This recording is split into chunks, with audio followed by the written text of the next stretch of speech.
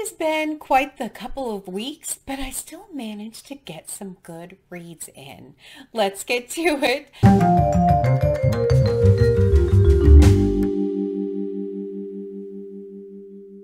Hi everyone, I'm Sandy and welcome back to my channel. Today I have a 1001 book countdown for you. I try and do these every couple of weeks, usually when I have a few books stacked up to talk about. So I'm excited to share what I've actually been reading over the last couple of weeks. If you're not familiar with the 1001 book countdown, I will leave a card up here somewhere for you, so you can go and check out the original video. But basically I'm reading books off of the 1001 books you must read before you die list and slowly making my way through this massive project. I, of course, made it bigger for myself because I combined all editions of that book together, and that gave me actually 1,315 books, or 16 books, it's unclear, and I have been slowly working my way through that for years. I just started documenting my journey out here on YouTube a couple of years ago, and I've made so much progress since I started doing that. So yeah, it's been amazing. Hopefully you consider giving me a subscribe and sticking around and seeing how long it takes me to get through this massive list.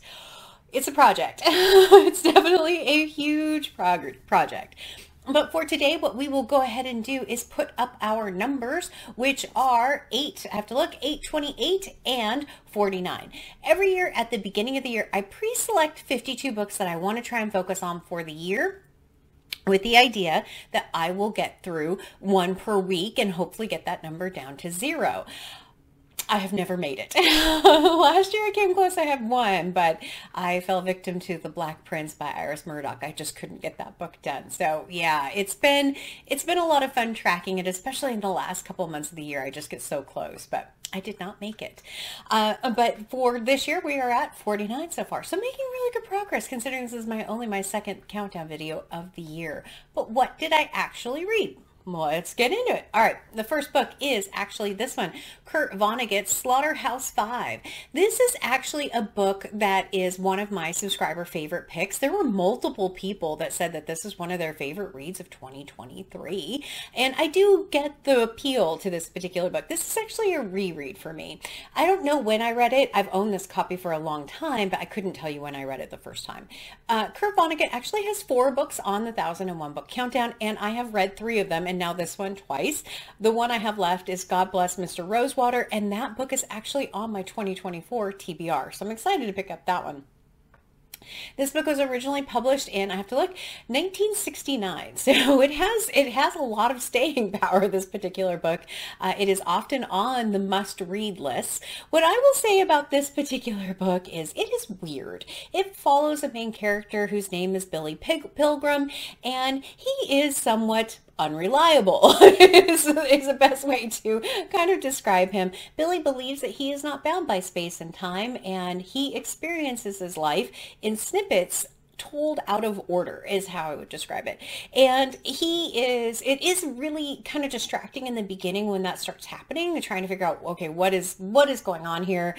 Is he in World War II? Is he a prisoner? Where is he at right now? But as I read more through the book, the more I understood why that was happening. And it definitely gives you a perspective of what it would be like to live your life out of order. If you could imagine knowing when you would die and then coming back to today and then living your life today. It's just a fascinating concept. I had never really thought of thinking of it like that, but the more I read through it, the more I got to that. Did I like Billy as character? I mean, he's compelling, absolutely compelling, and I just didn't believe a word he actually said through most of the book. So I'm not sure exactly what to think of him, but I did end up giving this a pretty high rating. It was in the 4-star range, because it has a lot of really interesting characters and a lot of just a compelling story that I don't see that often. So yes, I would recommend this one. I think that this is a great one. I'm not sure if this is the right place to start with Kurt Vonnegut or not. I'd have to go back and read the other ones, and I really want to read God Bless Mr. Rosewater because there's a character in this book called Rosewater. So now I'm curious, are they related? Are they not related? I have no idea, but I'm really excited to figure it out. But with this particular book, we do get to go from 828 to 827. However, it was not on my 2024 list because because it was a subscriber favorite one that was selected well after that, and it was a reread. So that number is going to stay at 49. I know. I could be nice to myself and just say any book I read, I'm going to count that, but that isn't really what I was trying to do with that number, and I want to get, new reads to count for that. So, but I will count it for the main number. Kurt Vonnegut, Slaughterhouse 5. Excellent read. Highly recommend, but be prepared for a weird journey. So, all right, the next book that I have for you is another unreliable character. I don't know why this happened in this particular couple of weeks, but the book that I have for you is The Good Soldier by Ford Madox Ford. This book was originally published in 1915, and Ford Madox Ford actually has 2 books on the 1001 Book Countdown. This is the only one that I have ever heard of, though. And this book, this has a single narrator, but the story is told in such a way that I didn't know what to believe, who to believe. I didn't know what was going on half the time. It does jump around chronologically a bit. The main character is largely nameless. You do get the name much later in the book, and it is him, his wife, another couple, some random women thrown in there as well, and a lot of adultery or perceived adultery and death. And I'm not sure like who killed who or who died because of what reason.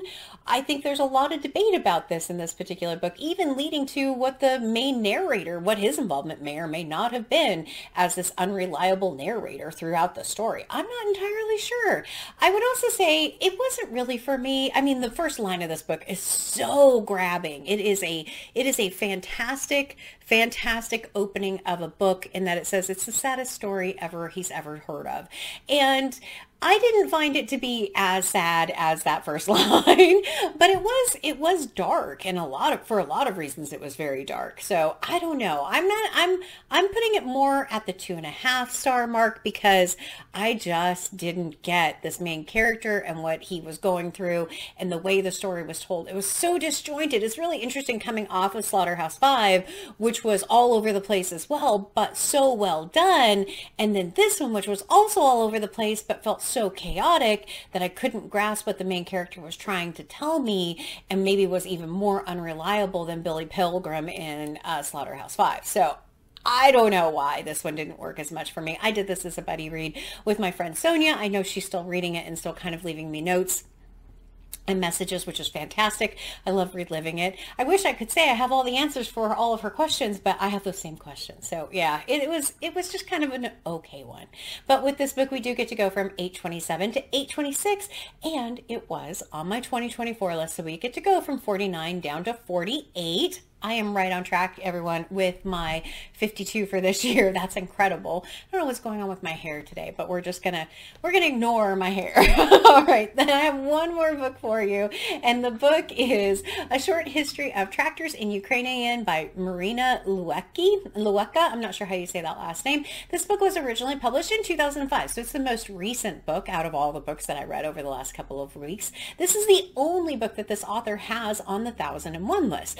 I had never heard of this book before reading it. I was very compelled, though, once I heard the title. Also, there's apples on the front of it, which is you kind of throughout the story as well. This is the story of 2 sisters, their elderly father, and his wife, love interest in there. Their mother passes away, and their 85-year-old father ends up marrying a very young woman who is coming from Ukraine, and she is quite the character, that woman. They don't get to meet her for the longest time. They think their father is being taken advantage of. There's a lot of back and forth. For me, what this book really was about it was about family relations, about sisters, miscommunication, elderly parents, and what to do when they have maybe some challenges or they're lonely. And that really was what struck me of the father in this book, how just utterly lonely he was. And it makes me sad in that respect, because having elderly parents myself now, that loneliness is a real thing, and kind of the desperate measures that this particular father was willing to go through in order to have someone there all the time. I think that part of it was compelling. I didn't necessarily like the sisters. They kind of got on my nerves a little bit. I mean, okay. But it was very well done, this particular little book. I feel like the Ukraine part of it also was really interesting, considering so much of what they're talking about in this has to do with the politics of that region, and knowing that there's still so much conflict in that particular region of the world. It's just absolutely incredible that 20 years after this book was written, we're still talking about some of those same things that are in this book. So I thought it was good, not great. And I think the opening of this book is really kind of like the best part of that. The first part of this says, 2 years after my mother died, my father fell in love with a glamorous blonde Ukrainian divorcee. He was 84. She was 36. She exploded into our lives like a fluffy pink grenade. And that's very true. And she exploded into their lives, but then she also wasn't there a lot, which is really fascinating. But it was good, not great. That's what my review comment about this particular book would be. I would love to read more by this particular author. I'm going to have to look and see, even though she doesn't have anything on the 1001 list. But with this book, we do get to go from 826 to 825, and it was on my 2024 list. So I get to go from 48 to 47. And that is my entire January TBR for the 1001 list. I was able to read all of the books, 2 of which were subscriber favorites, which was amazing. I'm so thrilled about that. Absolutely thrilled. And I have a great selection picked out already for March. I also have a great selection already picked out for February. I'm really looking forward to jumping into some of those books. And my book club starts also in February with The Princess of Cleves. So I hope you're considering joining Britta and I on our 1001 book club journey for the year. Super fun.